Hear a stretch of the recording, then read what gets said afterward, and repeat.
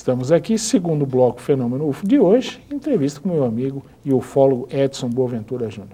Edson, 1994, Pedro de Toledo, o que aconteceu? Então, aconteceu o Arquivo X da ufologia brasileira.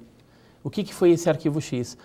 Objetos começaram a sobrevoar a região de Pedro de Toledo, Mongaguá, e a Polícia Militar... Conhece, quem não é de São Paulo, dá uma descrição. Onde é Pedro de Toledo? Pedro de Toledo é depois de Peruíbe, ali no litoral sul de São Paulo, e já para quem está indo ali para a BR-116, para Vale do Ribeira, né, Registro, para aquela região. Vai para Ilha Comprida. Ilha Comprida, aquela região ali. Então ali tem vários sítios. E lá que aconteceu um caso bizarro. Um objeto apareceu lá na localidade e uma pessoa foi torrada dentro de casa, com a porta trancada, inclusive. Alguns animais morreram e nós conseguimos o laudo da polícia. Quando a gente está falando aqui de polícia militar, houve uma pesquisa muito intensa, tem as fotos, aqui são horríveis. De repente mostra o pé, né, da pessoa aqui, porque... Vamos evitar um pouquinho. Vamos evitar porque as imagens são fortes, muito né? fortes. Mas o que eu queria falar da Polícia Militar, além de ter saído nos jornais da época... O jornal você pode mostrar, ou você pode me dar um, eu mostro, você pega aqui, outro e mostra. O jornal, na época, saiu lá, OVNI assusta em municípios do litoral sul. Aqui. Né? E aqui nós temos um telex original da Polícia Militar da 3ª Companhia de Mongaguá, que fala que as viaturas viram um OVNI no dia 16 de fevereiro de 1994. Inclusive, eles comunicaram à base aérea de Santos e o 4º Comar, aqui em São Paulo, o Tenente Gordini ficou ciente disso e repassou a informação para o seu comandante para tomar as providências com relação a anotações lá. E o interessante é que o radar de São Paulo passou a informação que não foi detectado nenhuma aeronave convencional naquela região por aquele horário. E o capitão Alaor José Gasparotto, que era da 3ª Companhia, ele pegou lá as viaturas, viatura 301, 302, 303, está escrito aqui nesse telex, e mandou para o local. E eles viram esse objeto lá próximo à serra. Nos dias subsequentes, depois quando nós entrevistamos o capitão Alaor José Gasparotto, ele disse que chegaram a ver novamente nos dias subsequentes esses objetos. Mas infelizmente, apesar de terem levado câmeras para tentar filmar, não conseguiram obter imagens nítidas daqueles objetos luminosos. Aquela região de Peruíbe, Edson, na década de 90, o estado de São Paulo, não sei se você vai lembrar, na década de 90, teve um índice de avistamentos fantástico. Depois a coisa deu uma esfriada. Então a região de Peruíbe, ali a região da Jureia, eu falo muito porque eu fico muito naquela região, eu gosto muito daquela região.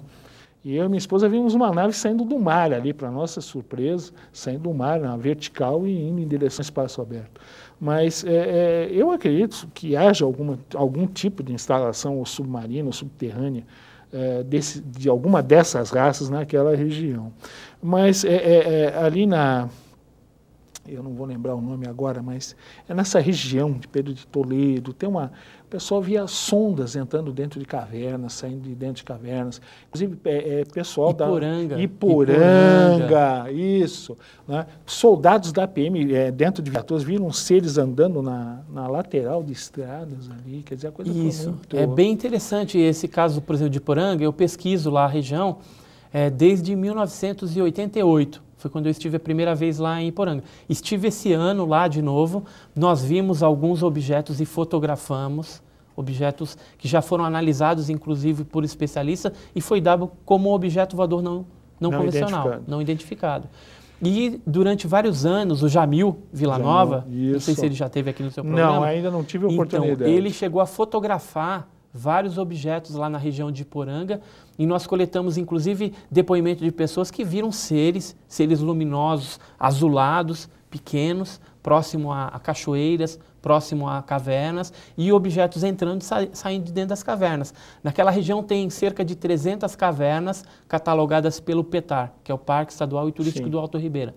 E as pessoas ali, é muito comum avistarem esses objetos e nomearem elas como sendo folclore. Ou seja, é a mãe do ouro, é o boitatá. Tem um senhorzinho lá que nós entrevistamos certa vez, que ele viu um serzinho que ele disse que era o saci.